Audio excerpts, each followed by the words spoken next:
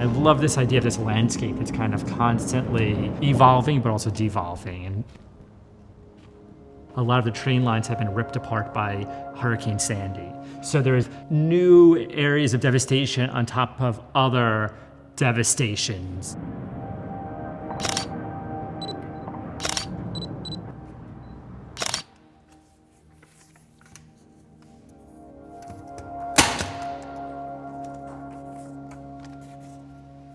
I was photographing things I was finding along the way, like these needles that were dumped from what looks like a hospital, signposts, markers from train lines.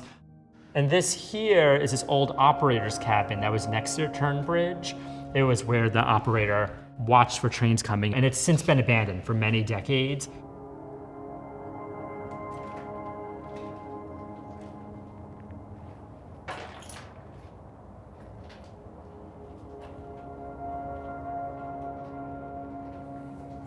But I'll just go this far anyway because it's kind of ruined. Looks like one of my installations, doesn't it?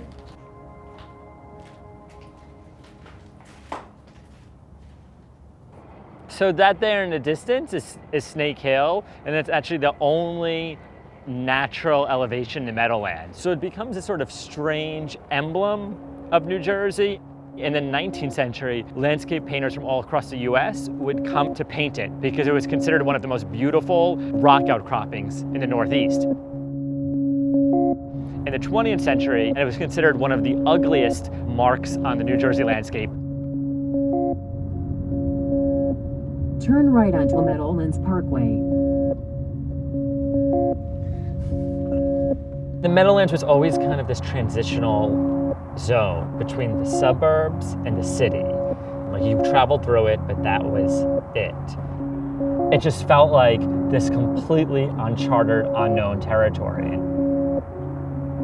I think of the Meadowlands as the unconsciousness of New York City. The unwanted or the forgotten or the disgusted of Manhattan comes here.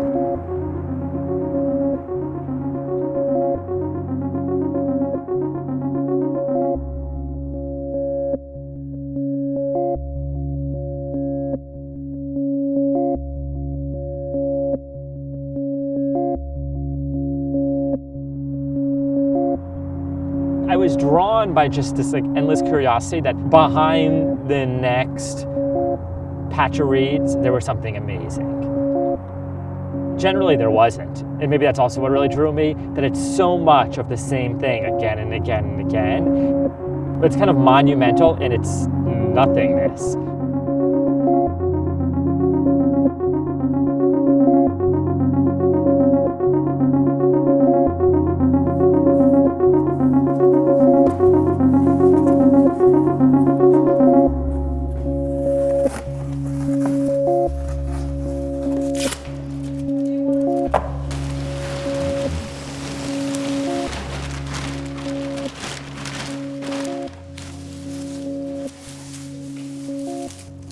See, these are all the reeds. That's why I collect reeds, and they're everywhere.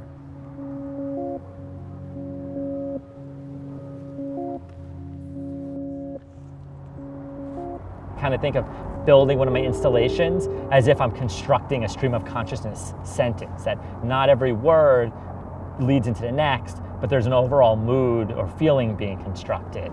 In a similar way, I feel that exists out here. This landscape is a very stream of consciousness for me.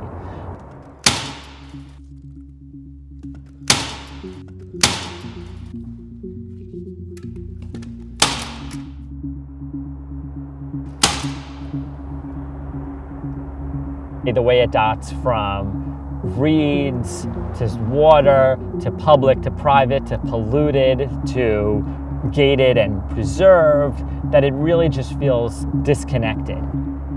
It's a landscape that just allows me entire complete freedom, that all the rules of civilization are discarded here.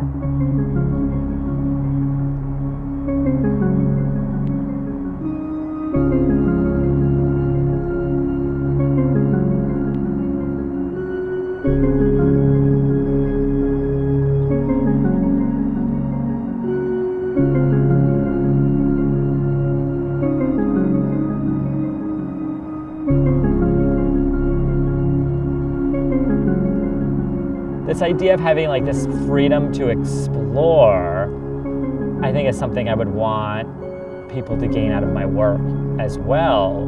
That when you go see the piece of the Brooklyn Museum, Meadowlands Picaresque, it's kind of the same play and exploration I have out here. I kind of fantasize that my viewer is having a similar experience walking through one of my installations.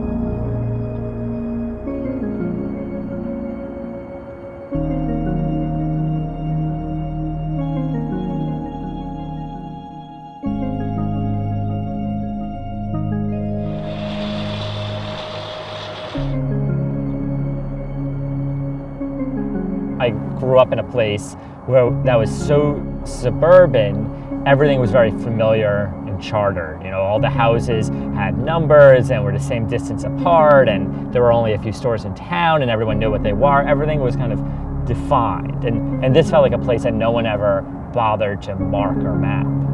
And I always seeked out something a little more undefinable.